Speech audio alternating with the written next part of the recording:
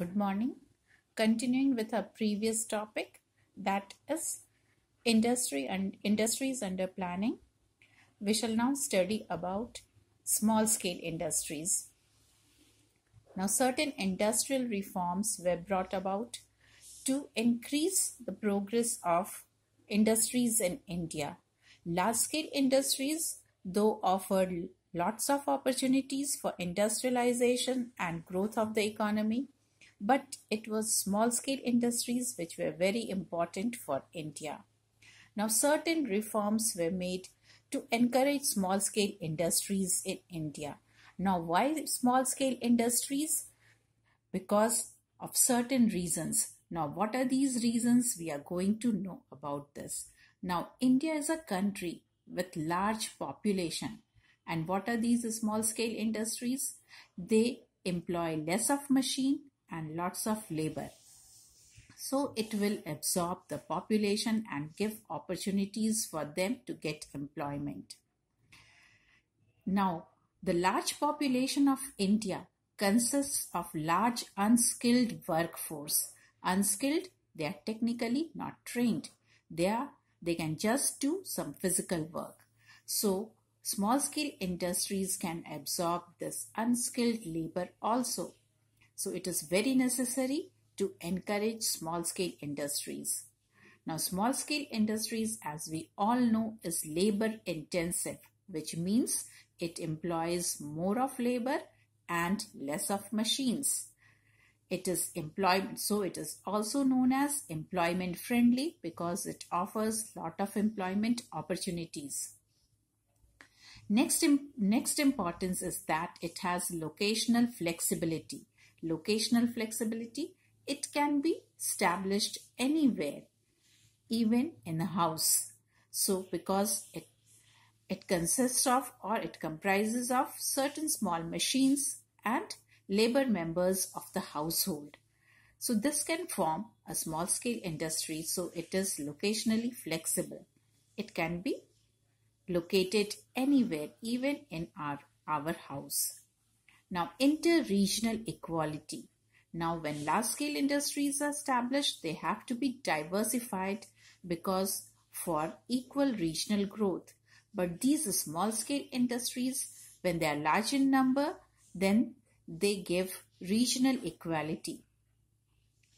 Next importance is that it needs low investment or very little investment, which can be done by the low income group people also, and it adds to the income of the family.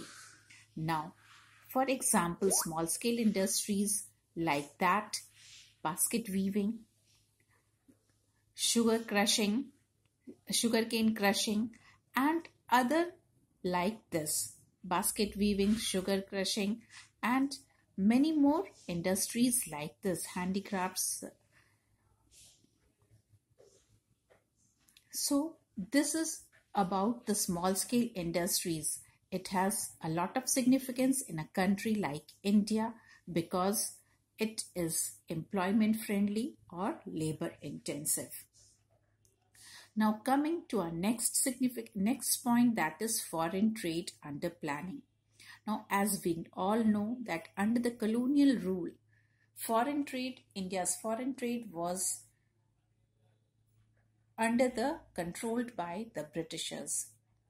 Now, the Britishers had a unidirectional trade, that is in the direction of Great Britain. India used to trade with Great Britain only. It exported raw materials and imported the finished goods produced by the industries in Britain.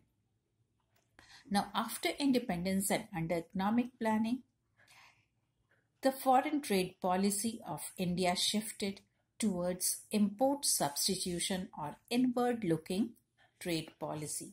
That means we shall now import less and export more. That means to give encouragement to domestic industries. So, under foreign trade, exports and imports increased. Now, imports of capital goods.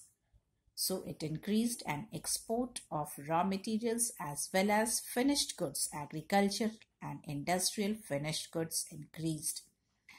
But share in the international trade, it decreased. India's share in international trade decreased because with Britain, all the raw materials and minerals were exported, so it decreased.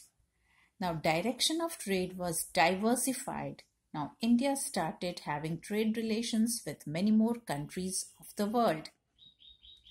And there was also rise in the share of manufactured goods in the list of exports. Import substitution was the main aim when we began planned development. But in recent years, export promotion has become the main aim. Now, import substitution was aimed to decrease dependency on outside world and to promote the inland industries or the domestic industries. It would offer new opportunities for the industries to grow and progress of the country. So these were the merits of import substitution. Now it had certain demerits also, that it would lead to the growth of monopolies or the government monopolies and indiscriminate spread of the public sector, and there would be lack of competition. So to avoid all these things and the new world order, export promotion has been now the main aim of foreign trade. Thank you. We shall now deal ahead in the next class.